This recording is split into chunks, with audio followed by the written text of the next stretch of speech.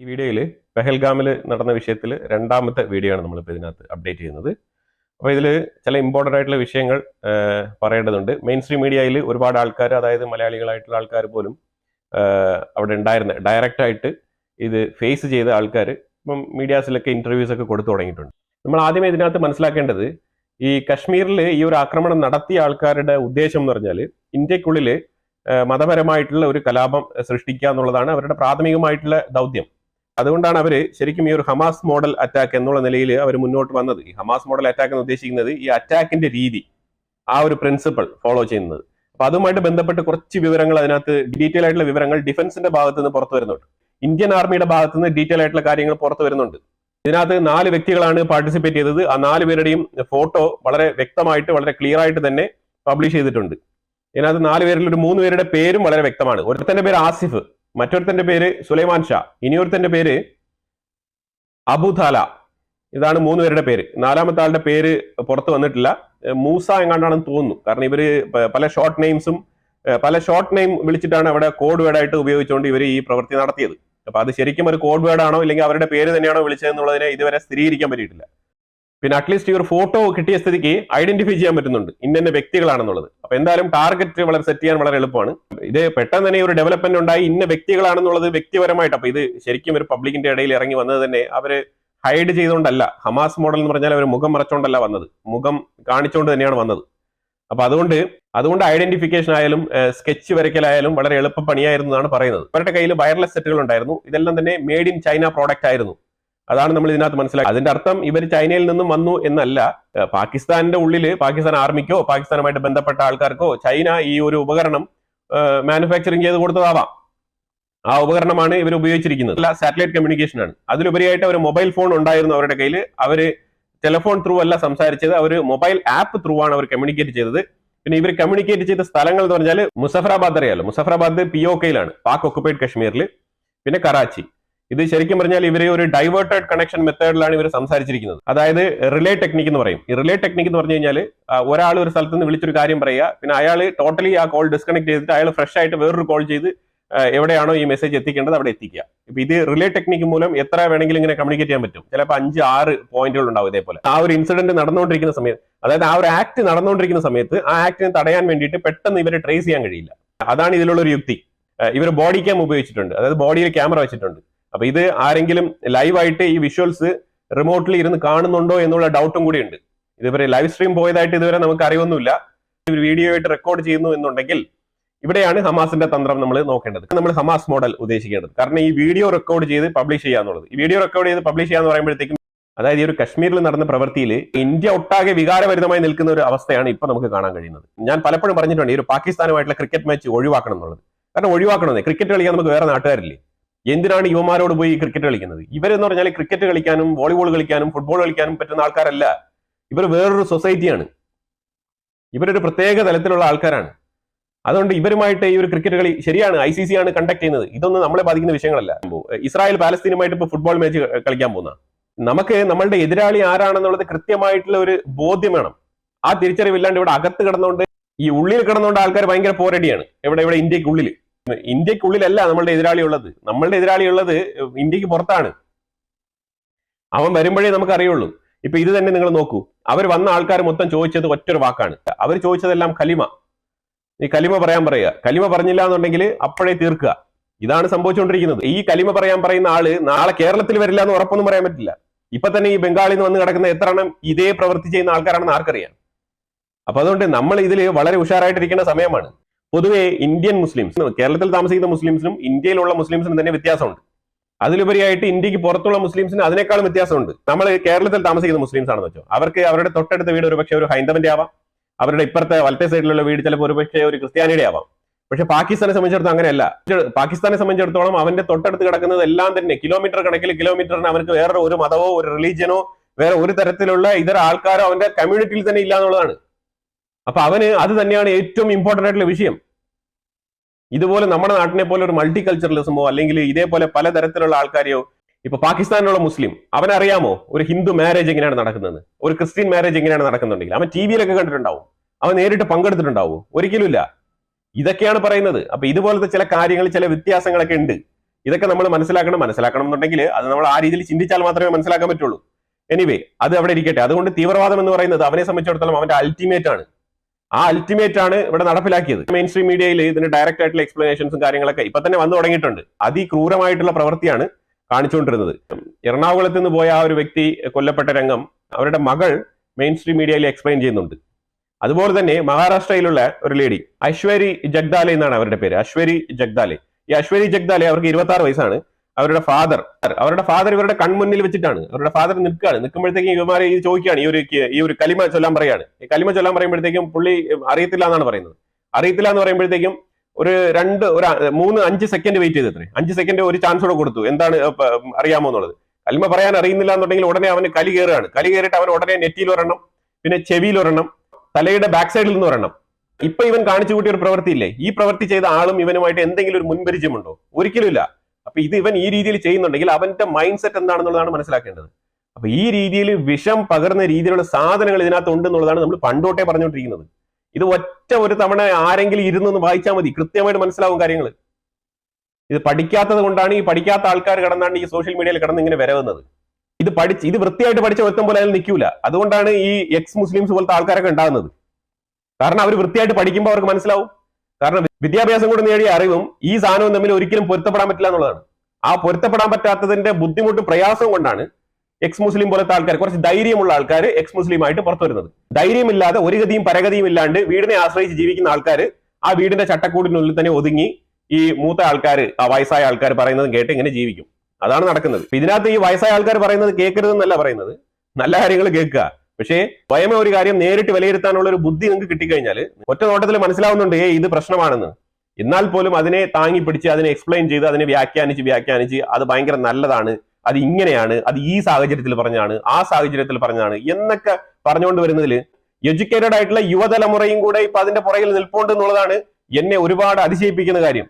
Educated ആയിട്ടുള്ള യുവതലമുറയും ഇതിന്റെ പുറകിൽ തൂങ്ങിപ്പിടിച്ച് ഇതിനെ ന്യായീകരിക്കാൻ നിൽക്കുന്നു എന്നുള്ളതാണ് ഇതിൽ നമ്മൾ നോക്കി കാണേണ്ട വിഷയം. കാരണം ഇത് ഒറ്റ നോട്ടത്തിൽ ഒരു സെന്റൻസ് വായിക്കുമ്പോൾ നമുക്ക് മനസ്സിലാവും, ഓക്കെ ഇത് മോശപ്പെട്ട വാക്യമാണ്, ഇത് ഒരു സമൂഹത്തിനെ തൊലയ്ക്കുന്ന വിഷയമാണ്. ഇത് മനസ്സിലാക്കി കഴിഞ്ഞാൽ പിന്നെ അതങ്ങ് എടുത്ത് മാറ്റിക്കൂടെ? ഒരു പുസ്തകം റിഫോർമേഷനേ ചെയ്യാൻ പറ്റില്ല, എന്നാൽ പിന്നെ അത് എന്ത് സാധനമാണ്? ഒരു സൊസൈറ്റി ഡെവലപ്പ് ആകുന്നു, അപ്പൊ അതിനനുസരിച്ച് കാര്യങ്ങൾ മാറി വരുമ്പോഴത്തേക്കും അതിനെ റിഫോം ചെയ്യാനുള്ള മാനസികാവസ്ഥയെങ്കിലും വേണ്ടേ? മനുഷ്യകുലത്തിന്റെ എക്കാലത്തേക്കുമുള്ള ഒരു സംഭവമാണെന്നൊക്കെ പറഞ്ഞു കഴിഞ്ഞാൽ ഇതുപോലത്തെ മണ്ടത്തരം വേറെ എന്തെങ്കിലും ഉണ്ടോ? ഇതൊക്കെ വിദ്യാഭ്യാസമുള്ള പുതിയ തലമുറയിൽപ്പെട്ട മുസ്ലിം യുവാക്കളും യുവതികളും ചിന്തിക്കേണ്ട വിഷയമാണ്. പഴയ ആൾക്കാരെ വിടുക, അവരെ തിരുത്താൻ പറ്റില്ല. ഏത് മതമായാലും ഒരു സെന്റൻസ് വായിച്ചു കഴിഞ്ഞാൽ അത് മാനവികതയ്ക്ക് നിരക്കാത്ത വിഷയമാണെന്നുണ്ടെങ്കിൽ പിന്നെ അൾട്ടിമേറ്റ്ലി അതെടുത്ത് കളയുക, അതാണ് ചെയ്യേണ്ടത്. ഏത് പുസ്തകമാണെങ്കിലും. അതായത് ഇവര് ഡയറക്റ്റ് ആയിട്ട് വീഡിയോ പകർത്തിയിരുന്നു, ബോഡി ക്യാം വെച്ച് വീഡിയോ പകർത്തിയിരുന്നു. അപ്പൊ ഇതിനകത്ത് ഒരു കാര്യം മാത്രം മനസ്സിലാക്കാനുള്ളത് വെച്ചാൽ ഇവർ വീഡിയോ പിന്നീട് റിലീസ് ചെയ്യാൻ വേണ്ടിയിട്ട്, അതായത് ഹമാസ് ചെയ്തല്ലോ ആക്രമണം നടത്തിയിട്ട് പിന്നെ ഫൂട്ടേജ് വെളിയിൽ വിടുക, അങ്ങനെ ചെയ്യുമ്പോഴത്തേക്കും ഇന്ത്യയെ പോലെ ഒരു സെക്യുലർ ആയിട്ടുള്ള ഒരു രാജ്യത്തിനുള്ളിൽ മതസ്പർദ്ധ വളർത്താൻ വേണ്ടിയിട്ട് സഹായകരമാവും ഈ ഒരു വീഡിയോ പബ്ലിഷ് ചെയ്ത് കഴിഞ്ഞാൽ. അതാണ് ഇവിടെ ഹമാസ് ടെക്നിക്ക് എന്ന് ഉദ്ദേശിക്കുന്നത്. യഹൂദനെ കൊന്നിട്ട് ആ കൊല്ലുന്ന രംഗം വീഡിയോ എടുത്ത് വീണ്ടും പബ്ലിഷ് ചെയ്ത് വീണ്ടും ആ ജനങ്ങളെ വേദനിപ്പിക്കുക എന്നുള്ള ഒരു എയിമാണ് ഇതിനകത്ത് കൊണ്ടുവരുന്നത്. അതായത് ഫിസിക്കലി നമ്മൾ ഒരാളെ ഉപദ്രവിക്കുന്നു, പിന്നെ മാനസികമായിട്ട് ഉപദ്രവിക്കുന്നു. അതാണ് ഈ ഒരു വീഡിയോ ചെയ്യുന്ന പരിപാടി. ഇതിനകത്ത് നമ്മൾ ഏറ്റവും കൂടുതൽ മനസ്സിലാക്കേണ്ടത് TRF എന്ന് പറഞ്ഞിട്ട് ദ റെസിസ്റ്റന്റ് ഫ്രണ്ട് എന്ന് പറഞ്ഞിട്ടാണ് പല മീഡിയാസും ഇപ്പോഴും ഇന്ത്യക്കുള്ളിൽ മെയിൻ സ്ട്രീം മീഡിയാസ് പലതും റിപ്പോർട്ട് ചെയ്യുന്നത്. അങ്ങനെ ചെയ്യരുത്, അതങ്ങനെ ചെയ്യാൻ പാടില്ല. അത് സെൻട്രൽ ഗവൺമെന്റ് ഇത് നോക്കി കൃത്യമായിട്ട് ഇത് വിലയിരുത്തണം. ഇതൊക്കെ ഇന്റലിജൻസ് ഒക്കെ എന്താണ് ചെയ്തുകൊണ്ടിരിക്കുന്നത്, ഇതൊക്കെ മോണിറ്റർ ചെയ്യണ്ടേ?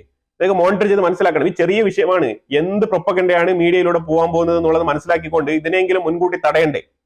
ഈ TRF എന്ന് പറഞ്ഞു കഴിഞ്ഞാൽ ദ റെസിസ്റ്റന്റ് ഫ്രണ്ട്. അപ്പൊ അങ്ങനെയാണെങ്കിൽ നമ്മൾ എന്തോ ഒരു നിയമം അവിടെ നടപ്പിലാക്കി, ആ നടപ്പിലാക്കിയ നിയമം അവർക്ക് താല്പര്യമില്ല, അതുകൊണ്ട് അവർ അതിനെതിരെ പൊരുതുന്നു എന്നുള്ള മീനിങ് ആണ് അതിനകത്ത് വരുന്നത്. അപ്പൊ ഇതിൽ അവർ കൊണ്ടുവരാൻ ഉദ്ദേശിച്ച ആർട്ടിക്കിൾ 370 അബ്രോഗേറ്റ് ചെയ്തതിനെതിരെ ഈ ഒരു റെസിസ്റ്റന്റ് ഫോഴ്സ് ഉണ്ടായതായിട്ട് ഗ്ലോബലി ചിത്രീകരിക്കപ്പെടും. ഇതൊക്കെ ഭരിക്കുന്ന ആൾക്കാർക്ക് ഇതൊക്കെ ചിന്തിക്കണം. ചിന്തിക്കാതെ ഏതെങ്കിലും മീഡിയ TRF എന്നൊക്കെ പറയുന്നെങ്കിൽ അവനെയൊക്കെ അപ്പ തന്നെ പോയി തിരുത്തണം, ഇല്ലെങ്കിൽ അവനെ പൂട്ടണം. അവൻ കേൾക്കാൻ തയ്യാറാകുന്നില്ല എന്നുണ്ടെങ്കിൽ അവന്റെ ബാക്ക്ഗ്രൗണ്ട് പരിശോധിക്കണം. കാരണം അവന് വേറെ എന്തെങ്കിലും ഉദ്ദേശം ഉണ്ടാവും. ഇത് പക്ക LET ലഷ്കർ എ തൊയ്ബ എന്ന് പറഞ്ഞ ആ സംഘടനയാണ് ചെയ്തത്. ഇത് പഞ്ചാബിലാണ്, പാകിസ്ഥാൻ പഞ്ചാബിൽ സ്ഥിതി ചെയ്യുന്ന ബെവൽപൂർ എന്ന് പറഞ്ഞ സ്ഥലമാണ് ഇതിന്റെ ഹെഡ് ഓഫീസ്. അതാണ് നമ്മൾ ഇതിനകത്ത് ഏറ്റവും കൂടുതൽ ഇമ്പോർട്ടന്റ് ആയി മനസ്സിലാക്കേണ്ടത്. ഓരോ വാർത്ത പറയുന്നതിന് മുമ്പും ഇത് തീർച്ചയായിട്ടും ഓർമ്മിപ്പിച്ച് ഇത് രജിസ്റ്റർ ചെയ്യണം. മാധ്യമ പ്രവർത്തനം എന്ന് പറഞ്ഞാൽ ചുമ്മാ എന്തെങ്കിലുമൊക്കെ വിളമ്പിയിട്ട് പോകുക എന്നുള്ളതല്ല. നിങ്ങൾ ചെയ്യുന്ന കാര്യത്തിലൂടെ എന്തെങ്കിലുമൊക്കെ രാജ്യത്തിന് ദോഷം ചെയ്യുന്ന വിധത്തിൽ ഇത് ബാധിക്കുമോ എന്നുള്ളതിന് ചിന്തിച്ചിട്ട് വേണം ഓരോ കാര്യങ്ങളും പറയാൻ. ഇതേ സ്ഥലത്ത്, ഇതേ പെഹൽഗാമില് റെയിൽവേ പ്രോജക്ട് ഉദ്ഘാടനം ചെയ്യാൻ വേണ്ടിയിട്ട് പ്രൈം മിനിസ്റ്റർ മോദി പോകുന്ന സാഹചര്യത്തിൽ ഇതേ പ്രവൃത്തി നടപ്പിലാക്കാൻ വേണ്ടി വെച്ചിരുന്ന പദ്ധതിയാണ് ഈ റെയിൽവേ പ്രോജക്റ്റുമായിട്ട് ബന്ധപ്പെട്ട ഇനോഗ്രേഷൻ പോസ്റ്റ്പോൺ ചെയ്തതിനെ തുടർന്ന് അവരെന്തായാലും പ്ലാൻ ചെയ്തതല്ലേ, ഇനിയിപ്പം ഇതിനു വേണ്ടി ഒരു സാഹചര്യം ഒരുങ്ങി വരുമ്പോഴത്തേക്കും ഇത് ലുക്സ് ലൈക്ക് ബെറ്റർ എന്ന് തോന്നിയത് കൊണ്ട് അവർ നടപ്പിലാക്കിയതാണ്. അല്ലെങ്കിൽ ഈ ഒരു പ്രവൃത്തി പ്രൈം മിനിസ്റ്റർ മോദി അറ്റൻഡ് ചെയ്ത സെറമണിയിൽ നടത്തിയേനെ. അതിനുവേണ്ടി തന്നെയാണ് ഇവർ കരുതി കൂട്ടി വെച്ചിരുന്നത്. പിന്നെ ഇതിനകത്ത് ഒരു കാര്യം കൂടെ പറയാനുള്ളത്, ഒരു മുസ്ലിമാൻ ഇതിനകത്ത് കൊല്ലപ്പെട്ടിട്ടുണ്ട്. കാര്യം അയാളെ നമ്മൾ അഭിനന്ദിക്കണം. അയാൾ ഒരു കശ്മീരിയാണ്, 34 വയസ്സ് യുവാവാണ്. സയ്യദ് ആദിൽ ഹുസൈൻ ഷാ എന്നാണ് അയാളുടെ പേര്. സയ്യദ് ആദിൽ ഹുസൈൻ ഷാ. ഈ വ്യക്തി ചെയ്തത്, അയാൾ ഒരു മുസ്ലിമാൻ ആയതുകൊണ്ട് തന്നെ അയാൾ ധൈര്യപൂർവ്വം ഈ ഒരു തീവ്രവാദികളുടെ അടുത്ത് പോവുകയും അയാൾ ആ ഒരു തോക്ക് പിടിച്ച് മാറ്റാൻ ശ്രമിക്കുകയാണ് ചെയ്തത്. അങ്ങനെ ശ്രമിച്ചപ്പോഴത്തേക്കാണ് ഈ വ്യക്തിക്ക് നേരെ നിരയൊഴിക്കുകയും actually he was try to grab the gun. So that's the reason they just ഈ TRF എന്ന് പറയരുതെന്ന് പറയാനുള്ള കാരണം വെച്ചാല് ഗ്ലോബൽ മീഡിയാസ്, ഇന്ത്യൻ മീഡിയാസിനെ ഫോക്കസ് ചെയ്തിട്ടായിരിക്കും അവരുടെ നറേറ്റീവ് സെറ്റ് ചെയ്യുന്നത്. അങ്ങനെ നറേറ്റീവ് സെറ്റ് ചെയ്യുന്ന സമയത്ത് ഓൾറെഡി നമുക്കറിയാം BBC പോലത്തെ ചാനൽസ്, അൽ ജസീറ പോലത്തെ ചാനൽസ്, ഇവരൊക്കെ ഇന്ത്യക്കെതിരെ നറേറ്റീവ് സെറ്റ് ചെയ്യാൻ വളരെ മിടുക്കരാണ്. അപ്പൊ അവർ ഉടനെ ചരിത്രപരമായിട്ടുള്ള കാര്യങ്ങളെല്ലാം കഥകഥയായിട്ട് എഴുതി അവരുടനെ അവർക്ക് വേണ്ട രീതിയിൽ, ആ ഒരു കമ്മ്യൂണിറ്റിക്ക് വേണ്ട രീതിയിൽ ഇത് നരേറ്റ് ചെയ്യും. അങ്ങനെ നരേറ്റ് ചെയ്യുന്ന സമയത്ത് അവരെല്ലാം ഉപയോഗിക്കാൻ പോകുന്ന പേരാണ് ഈ TRF. അപ്പൊ അങ്ങനെ പറയുമ്പോഴത്തേക്കും ഇന്ത്യൻ ഗവൺമെന്റ് ആർട്ടിക്കിൾ 370 ഉണ്ടാക്കിയതിനു ശേഷം മാത്രമാണ് അവിടെ തീവ്രവാദം വന്നത് എന്നുള്ള നിലയിലായിരിക്കും ഇത് പോർട്രേറ്റ് ചെയ്യപ്പെടുക. ഇതങ്ങനെയല്ലല്ലോ. കശ്മീരിൽ തീവ്രവാദം ഇന്നലെ വന്നതല്ലോ. ശരിക്കും പറഞ്ഞാൽ ആർട്ടിക്കിൾ 370 അബ്രോഗേറ്റ് ചെയ്തതിനു ശേഷം അവിടെ തീവ്രവാദം കുറഞ്ഞിട്ടുണ്ട്. അതാണ് നമ്മൾ ഇവിടെ വ്യക്തമായിട്ട് മനസ്സിലാക്കേണ്ടത്. പക്ഷെ ഇപ്പൊ നേരെ ഈ ഒരു TRF എന്നൊക്കെ പറഞ്ഞു കഴിഞ്ഞാൽ നേരെ തിരിച്ചിട്ടായിരിക്കും ഈ ലോകം മനസ്സിലാക്കാൻ പോകുന്നത്. അതാണ് നമ്മൾ ഇതിനകത്ത് ഏറ്റവും കൂടുതൽ ഇമ്പോർട്ടന്റ് ആയിട്ട് എടുത്തു പറയേണ്ട വിഷയം. അതുകൊണ്ട് പുതിയ പുതിയ നറേറ്റീവുകൾ സൃഷ്ടിക്കാനുള്ള ഓപ്പർച്യൂണിറ്റീസ് ഇന്ത്യക്കുള്ളിൽ തന്നെ എടുത്ത് കൊടുക്കരുത്. ഇസ്രായേൽ ഡയറക്റ്റ് ആയിട്ട് ഇന്ത്യയുമായിട്ട് ഡിസ്കഷൻ ചെയ്തുകൊണ്ടിരിക്കുകയാണ്. അപ്പൊ അവര് ഓപ്പറേഷൻസ് മെത്തേഡും കാര്യങ്ങളും അറിയാലോ, ഇസ്രായേലും ഇന്ത്യയും തമ്മിൽ നല്ല രീതിയിലുള്ള ഡിഫൻസ് സഹകരണം ഉള്ളതാണ്. അപ്പൊ അതുകൊണ്ട് ഒരുപാട് ഐഡിയാസ് ഒക്കെ ഇപ്പൊ അവിടെ ഡിസ്കഷനിൽ നടക്കുന്നുണ്ട്. ഏത് രീതിയിലുള്ള അറ്റാക്ക്, എന്തൊക്കെ റിറ്റാലിയേഷൻസ് ചെയ്യണം, അതിന്റെ മാർഗങ്ങളൊക്കെ അവിടെ ഡിസ്കഷൻസ് നടക്കുന്നുണ്ട്. അതിലുപരിയായിട്ട് അമേരിക്ക പൂർണ്ണ സപ്പോർട്ട്. പിന്നെ റഷ്യ നമ്മൾ എടുത്തു പറയേണ്ട കാര്യമാണ്. കാരണം റഷ്യ ഇതിനകത്ത് സ്റ്റേറ്റ്മെന്റ് മാത്രമല്ല ഡയറക്റ്റ് ആയിട്ട് പറഞ്ഞിരിക്കുന്നത് ഇന്ത്യ തിരിച്ചടിക്കണം എന്ന് വളരെ വ്യക്തമായിട്ട് പുടിൻ പറഞ്ഞിട്ടുണ്ട്. പാകിസ്ഥാനിന് പേരെടുത്ത് പറഞ്ഞിട്ടില്ലെന്ന് മാത്രം. പക്ഷെ ഇതിന് കാരണമായിട്ടുള്ള ആൾക്കാരെ, ഈ പ്രവൃത്തി ചെയ്ത ആൾക്കാരെ തിരിച്ച് തെരഞ്ഞു പിടിച്ച് അവർക്ക് കൊടുക്കേണ്ട മറുപടി കൃത്യമായിട്ട് കൊടുക്കണം എന്നാണ് റഷ്യ പറഞ്ഞിരിക്കുന്നത്. പിന്നെ ഇന്ത്യയെ സപ്പോർട്ട് ചെയ്ത് ബലൂചിസ്ഥാനികൾ ഇപ്പം ഒരു പ്രൊട്ടസ്റ്റ് അവിടെ നടത്തുന്നുണ്ട്. ഇന്ത്യയെ സപ്പോർട്ട് ചെയ്ത് ഇന്ത്യക്ക് വേണ്ടിയിട്ടുള്ള ഒരു പ്രൊട്ടസ്റ്റ്. ഇതൊക്കെ നമ്മൾ വളരെ അപ്രീഷിയേറ്റ് ചെയ്യേണ്ട കാര്യങ്ങളാണ്. ഈ ബലൂചിസ്ഥാനികൾക്ക് ഒരു സെപ്പറേറ്റ് സ്റ്റേറ്റ് വേണം എന്നുള്ളത് ഇന്ത്യ വളരെ ശക്തമായിട്ട് ഡയറക്റ്റ് ആയിട്ട് തന്നെ ഇനി ഇൻവോൾവ് ചെയ്ത് ഈ ഒരു നടപടിക്രമം മുന്നോട്ട് കൊണ്ടുപോകണം. എന്തിനു വേണ്ടി നമ്മളിങ്ങനെ ഒതുങ്ങി നിൽക്കണം? ഈ ബലൂചിസ്ഥാനികൾക്ക് അവർക്കൊരു സെപ്പറേറ്റ് സ്റ്റേറ്റ് വേണം എന്നുള്ളത് ബലൂചിസ്ഥാനികളുടെ തന്നെ താല്പര്യമല്ലേ? പിന്നെ അവരുടെ താല്പര്യത്തിനെ നമ്മൾ പിന്തുണച്ചാൽ എന്താണ് പ്രശ്നം? ഓപ്പൺ ആയിട്ട് തന്നെ നമ്മൾ സപ്പോർട്ട് കൊടുക്കണം. ഇന്ത്യൻ ഗവൺമെന്റ് ഇതിനെക്കുറിച്ച് ആലോചിക്കേണ്ടിയിരിക്കുന്നു. പാകിസ്ഥാന്റെ ഉള്ളിൽ പാകിസ്ഥാൻ ആർമി ഹൈ അലേർട്ട് മോഡിലാണ് ഇപ്പോൾ നിൽക്കുന്നത്. അവരുടെ ഡിഫൻസ് സിസ്റ്റം എല്ലാം ആക്ടിവേറ്റ് ചെയ്തിട്ടുണ്ട്. അതുപോലെ തന്നെ അവർ ഓപ്പറേഷൻ സ്വിഫ്റ്റ് സ്റ്റാർട്ട് എന്നുള്ളത് റീസ്റ്റാർട്ട് ചെയ്തിട്ടുണ്ട്. അതായത് ഈ ഓപ്പറേഷൻ സ്വിഫ്റ്റ് സ്റ്റാർട്ട് എന്ന് പറയുന്നത് ശരിക്കും പറഞ്ഞാല് നമ്മൾ കഴിഞ്ഞ തവണ സർജിക്കൽ സ്ട്രൈക്ക് ചെയ്ത സമയത്ത് അവർ F-16 എടുത്തോണ്ട് വന്നല്ലോ ഇമീഡിയറ്റ് ആയിട്ട്. അപ്പൊ ആ രീതിയിൽ ഒരു റിറ്റാലിയേഷൻ ചെയ്യാൻ വേണ്ടിയിട്ട് അവർ വിളിക്കുന്ന ഒരു പേരാണ് ഈ ഒരു ഓപ്പറേഷൻ സ്വിഫ്റ്റ് സ്റ്റാർട്ട് എന്ന് പറയുന്നത്. അപ്പൊ അതിന് അവർ തയ്യാറാണെന്നാണ് പറഞ്ഞിരിക്കുന്നത്. അതുപോലെ അവർ ഇപ്പം തുർക്കിക്ക് ഒരു താങ്ക്സ് പറഞ്ഞിട്ടുണ്ട്. എന്തിനാണ് തുർക്കിക്ക് താങ്ക്സ്? കാരണം തുർക്കി അവർക്ക് ഡ്രോൺ സപ്ലൈ ചെയ്തിട്ടുണ്ട്. തുർക്കി ഇതൊക്കെ ചെയ്യും. കാരണം തുർക്കി എന്ന് പറഞ്ഞ രാജ്യം എത്രമാത്രം വിഷമാണ്, ഇന്ത്യയുമായിട്ട് ഏത് രീതിയിലാണ് അവരുടെ പെരുമാറ്റം എന്നുള്ളത് പാകിസ്ഥാനേക്കാളും വലിയ വിഷവിത്താണ് തുർക്കി. ഈ പാകിസ്ഥാനിലുള്ള ആശയത്തിന്റെ ഗ്രേറ്റസ്റ്റ് ഗ്രാൻഡ് ഫാദർ ആണല്ലോ ഈ തുർക്കി ഓട്ടമൻസ്. അമാരാണല്ലോ ഈ ബ്രദർഹുഡിന്റെ ആൾക്കാർ. അതുകൊണ്ട് അവരൊക്കെ ഡ്രോൺ അല്ല, അവൻ വേണ്ടി വന്നാൽ എന്തും തന്നെ കൊടുക്കും. ആ രീതിയിലുള്ള പെരുമാറ്റമാണ് തുർക്കി ഇപ്പൊ പെരുമാറിയിരിക്കുന്നത്. ഇവരൊക്കെ ഈ തുർക്കിയൊക്കെ അവിടെ ഭൂചലനം വന്ന് ഇടിഞ്ഞു പൊളിഞ്ഞു വീണ സമയത്ത് ഇന്ത്യയിൽ നിന്നാണ് ടീം പോയത്. പാകിസ്ഥാൻ തുർക്കി അയച്ചു കൊടുത്ത് അതേ സാധനം തിരിച്ചയച്ചു കൊടുത്തു എന്നുള്ള ഇഷ്യൂ ഉണ്ടാക്കിയ നാടാണ്. എന്നിട്ട് അവൻ അതുപോലെ ഒരു വിഷയമല്ല. അവനെ അങ്ങോട്ട് ചെന്ന് സഹായിച്ച ഇന്ത്യക്കിട്ട് അവൻ തരുന്ന പണി എന്താണെന്നുള്ളത് മനസ്സിലായല്ലോ. ഇവന്റെ നാട്ടിലൊക്കെ എന്തെങ്കിലും സംഭവിച്ചാൽ പോകരുതെന്നേ, കട്ടൺ റൈറ്റ് ആയിട്ട് മാറി നിൽക്കണം. നീ എന്തെങ്കിലും ചെയ്തോന്ന് പറഞ്ഞിട്ട് നമുക്ക് എന്തെങ്കിലും സംഭവിച്ചാൽ അവൻ വരണ്ട, അങ്ങനെ തന്നെ വിചാരിക്കണം. അല്ലാതെ ഇങ്ങനെയൊക്കെ വർഗീയത കൊണ്ട് നടക്കുന്നവന്റെ സഹായമൊക്കെ നമ്മൾ എന്തിനാണ് സ്വീകരിക്കാൻ പോകുന്നത്? അതിന്റെ ആവശ്യമുണ്ട്. ഇന്നലെ ഉണ്ടായത് ഒരു എമർജൻസി മീറ്റിംഗ് ആണ്. ആ എമർജൻസി മീറ്റിംഗിൽ ഇമ്മീഡിയറ്റ് ആയിട്ട് ചെയ്യേണ്ട കുറച്ച് കാര്യങ്ങളെ കുറിച്ചുള്ള ഡിസ്കഷൻ ആണ് ഇന്നലെ നടന്നത്. പക്ഷെ ഇന്ന് കുറച്ചുകൂടി ഡീപ്പായിട്ട് ഡിസ്കഷൻ നടക്കുന്നുണ്ട്. ഇന്ന് പ്രൈം മിനിസ്റ്ററിന്റെ വസതിയിൽ ഒരു ഉന്നതതല മീറ്റിംഗ് നടക്കുന്നുണ്ട്. ആ മീറ്റിംഗ് കഴിയുമ്പോൾ അറിയാം കൂടുതലായിട്ടുള്ള വിവരങ്ങൾ, എന്താണ് റിറ്റാലിയേഷൻ പ്ലാൻ, കാര്യങ്ങളൊക്കെ അവർ ചെയ്യുന്നത്. തീർച്ചയായിട്ടും അത് ഓപ്പൺ ആയിട്ട് പുറത്തു വരത്തില്ല. ഇത് അമേരിക്കയല്ലല്ലോ, ഇന്ത്യയാണ്. അപ്പൊ അതുകൊണ്ട് ഇത് ഓപ്പറേഷൻ നടന്നതിന് ശേഷം മാത്രമേ നമുക്ക് പുറത്തറിയാൻ പറ്റുള്ളൂ. ഇനി അഥവാ വേറെ എന്തെങ്കിലും രീതിയിൽ ഇത് അറിയാൻ കഴിയുന്നുണ്ടെങ്കിൽ തീർച്ചയായിട്ടും നമ്മൾ അപ്ഡേറ്റ് ചെയ്യുന്നതായിരിക്കും. അതുപോലെ തന്നെ ഒരു മലയാളി കപ്പിളിന്റെ കാര്യം ഞാൻ പറഞ്ഞിട്ടുണ്ടായിരുന്നു. കഴിഞ്ഞ 14-ാം തീയതി, ഏപ്രിൽ 14-നാണ് അവരുടെ മാരേജ് കഴിഞ്ഞത്. 22-ാം തീയതി, ജസ്റ്റ് 8 ദിവസം കണ്ടേ ആയിട്ടുള്ളൂ. ആ 8 ദിവസത്തിൽ ഭർത്താവ് ഭാര്യയുടെ മുന്നിൽ വെച്ച് കൊല്ലപ്പെട്ടിരിക്കുകയാണ്. ആ നേവൽ ഓഫീസറാണ് 22-ാം തീയതി ഉള്ള ഈ ഒരു ആക്രമണത്തിൽ കൊല്ലപ്പെട്ടത്. എല്ലാ കാര്യങ്ങളും തന്നെ സങ്കടകരമാണ്. ഡീപ്പായിട്ട് നമ്മൾ അതിനകത്ത് പോകുന്നില്ല. കാരണം ഈ മരണ വാർത്തയും കാര്യങ്ങളൊക്കെ മെയിൻ സ്ട്രീം മീഡിയാസ് ഒരുപാട് കവർ ചെയ്യുന്നുണ്ട്. അപ്പൊ അതുകൊണ്ട് ഞാൻ കൂടുതൽ അതിനകത്ത് പോകുന്നില്ല. ഞാൻ കുറച്ച് ഓപ്പറേഷൻസ്, അതേപോലെ ഡിഫൻസുമായിട്ട് ബന്ധപ്പെട്ട് എന്തൊക്കെയാണ് നീക്കങ്ങൾ നടക്കുന്നത്, ഏതൊക്കെ രാജ്യങ്ങൾ ഏതൊക്കെ രീതിയിൽ പെരുമാറുന്നുണ്ട്, ഇന്ത്യ ഗ്ലോബലി ഏത് രീതിയിലാണ് ഫോക്കസ് ചെയ്യപ്പെടുന്നത് അതിനെക്കുറിച്ചാണ് ഞാൻ ഇവിടെ സംസാരിച്ചത്. അപ്പോൾ എന്തായാലും ഇതിനെക്കുറിച്ചുള്ള അഭിപ്രായങ്ങൾ കമന്റ് ബോക്സിൽ രേഖപ്പെടുത്തുക. കൂടുതൽ അപ്ഡേറ്റ്സുമായിട്ട് അടുത്ത വീഡിയോയിൽ വരാം. Thank you so much.